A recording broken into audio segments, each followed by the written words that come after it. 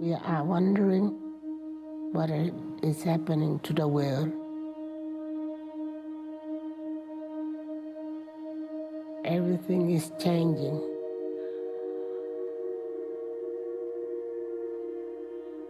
The very idea of human being some sort of natural concept is really going to change. Our bodies will be so high-tech, we won't be able to really distinguish between what's natural and what's artificial. Inside our own heads is the most complex arrangement of matter in the known universe. You might ask yourself, can we get to be superhumans?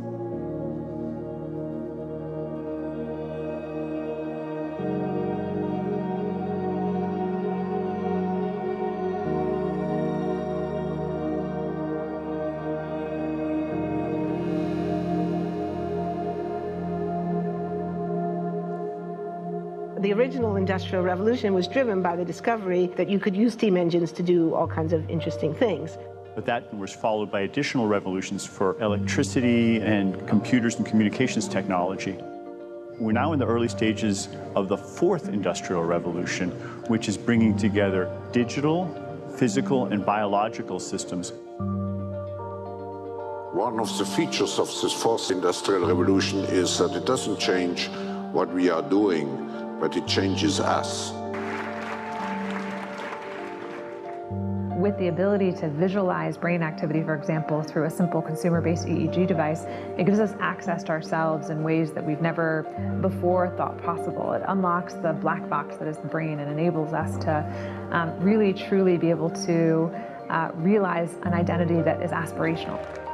If we think about the original Industrial Revolution, it was an energy revolution. I like to think of it as a kind of bookending of a period in human history during which we used fossil fuels, and it worked very well for us for a long time, but now we have to bring that to an end. We have energy technologies that can power our civilization: solar, wind, biomass. So then the question is, well, how do we get grid integration? Maybe the wind is blowing in Denmark, the sun is shining in Germany, and now you can move that electricity through an integrated grid. You can supply energy to everyone who needs it, and you can supply energy at all times.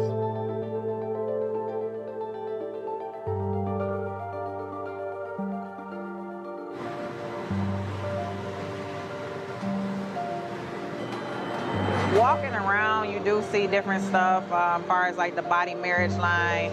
They use a lot of things that help them lift up and move things to the car. You just sit there and, you know, program something, and it has its own set mind to go ahead and do everything. And then as humans, we just come in and take the extra steps to help the technology.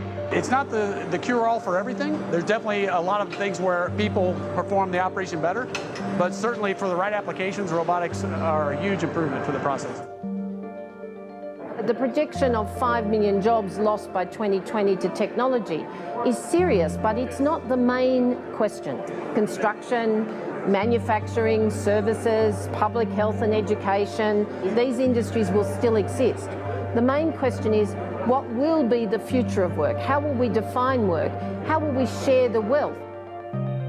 From the viewpoint of the labor or jobs, now we really need new education or new training. Humans have always been using tools, but because of the recent advances in technology, we're beginning to have machines that can augment us in all sorts of interesting ways. I was the first person in the world to be able to voluntarily move my legs while stepping in a robot by exciting the nervous system using electrical stimulators directly onto the spine. We believe that a cure will be possible if enough of the right people have the will to fast-track a cure for paralysis.